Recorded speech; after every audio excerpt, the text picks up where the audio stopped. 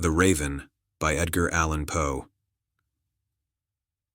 Once upon a midnight dreary, while I pondered, weak and weary, over many a quaint and curious volume of forgotten lore, while I nodded, nearly napping, suddenly there came a tapping, as of someone gently rapping at my chamber door. "'Tis some visitor," I muttered, "tapping at my chamber door. Only this and nothing more." Ah, distinctly I remember it was in the bleak December, and each separate dying ember wrought its ghost upon the floor. Eagerly I wished the morrow. Vainly I had sought to borrow from my book surcease of sorrow, sorrow for the lost Lenore, for the rare and radiant maiden whom the angels name Lenore, nameless here for evermore.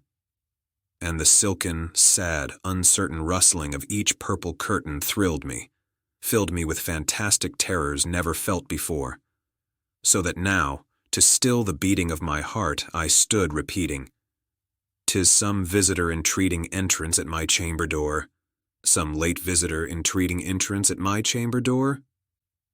This it is, and nothing more.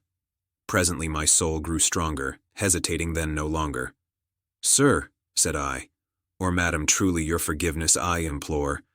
But the fact is I was napping, and so gently you came rapping, and so faintly you came tapping at my chamber door, that I scarce was sure I heard you. Here I opened wide the door. Darkness there, and nothing more. Deep into that darkness peering, long I stood there wondering, fearing, doubting, dreaming dreams no mortal ever dared to dream before. But the silence was unbroken, and the stillness gave no token, and the only word there spoken was the whispered word, "Lenore?" This I whispered, and an echo murmured back the word, "Lenore!"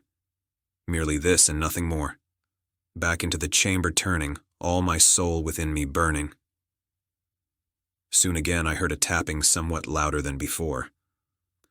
"Surely," said I, "surely that is something at my window lattice. Let me see, then, what thereat is, and this mystery explore. Let my heart be still a moment and this mystery explore. 'Tis the wind and nothing more." Open here I flung the shutter, when with many a flirt and flutter, in there stepped a stately raven of the saintly days of yore. Not the least obeisance made he, not a minute stopped or stayed he, but, with mien of lord or lady, perched above my chamber door, perched upon a bust of Pallas just above my chamber door, perched and sat, and nothing more. Then this ebony bird beguiling my sad fancy into smiling by the grave and stern decorum of the countenance it wore. "Though thy crest be shorn and shaven, thou," I said, "art sure no craven, ghastly grim and ancient raven wandering from the nightly shore. Tell me what thy lordly name is on the night's Plutonian shore." Quoth the raven, "Nevermore." Much I marveled this ungainly fowl to hear discourse so plainly, though its answer, little meaning, little relevancy bore. For we cannot help agreeing that no living human being ever yet was blessed with seeing bird above his chamber door, bird or beast upon the sculptured bust above his chamber door, with such name as Nevermore. But the raven, sitting lonely on the placid bust, spoke only that one word, as if his soul in that one word he did outpour. Nothing farther then he uttered, not a feather then he fluttered, till I scarcely more than muttered, "Other friends have flown before, on the morrow he will leave me, as my hopes have flown before." Then the bird said, "Nevermore," startled at the stillness broken by reply so aptly spoken. "Doubtless," said I, "what it utters is its only stock and store caught from some unhappy master whom unmerciful disaster followed fast and followed faster, till his songs one burden bore, till the dirges of his hope that melancholy burden bore of never, nevermore." But the raven still beguiling all my fancy into smiling straight. I wheeled a cushioned seat in front of bird and bust and door. Then, upon the velvet sinking, I betook myself to linking fancy unto fancy, thinking what this ominous bird of yore, what this grim, ungainly, ghastly, gaunt, and ominous bird of yore meant in croaking "Nevermore." This I sat engaged in guessing, but no syllable expressing to the fowl whose fiery eyes now burned into my bosom's core. This and more I sat divining, with my head at ease reclining on the cushion's velvet lining that the lamplight gloated o'er, but whose velvet violet lining with the lamplight gloating o'er she shall press. Ah, nevermore. Then, methought, the air grew denser, perfumed from an unseen censer, swung by seraphim whose footfalls tinkled on the tufted floor. Wretch, I cried, thy God hath lent thee, by these angels he hath sent thee respite and nepenthe from thy memories of Lenore. Quaff, O quaff this kind nepenthe, and forget this lost Lenore. Quoth the raven, nevermore.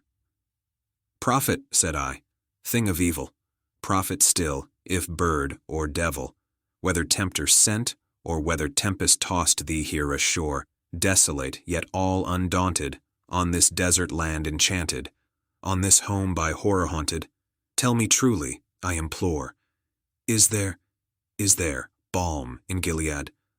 Tell me, I implore. Quoth the raven, nevermore. Prophet, said I, thing of evil, prophet still if bird or devil, by that heaven that bends above us, by that God we both adore, tell this soul with sorrow laden if, within the distant Aden, it shall clasp a sainted maiden whom the angels name Lenore, clasp a rare and radiant maiden whom the angels name Lenore. Quoth the raven, nevermore. Be that word our sign of parting, bird or fiend, I shrieked, upstarting. Get thee back into the tempest and the night's Plutonian shore.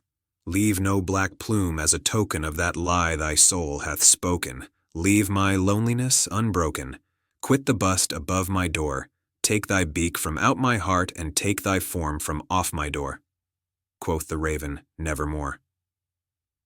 And the raven, never flitting, still is sitting, on the pallid bust of Pallas just above my chamber door, and his eyes have all the seeming of a demon's that is dreaming, and the lamplight o'er him streaming throws his shadow on the floor, and my soul from out that shadow that lies floating on the floor shall be lifted, nevermore.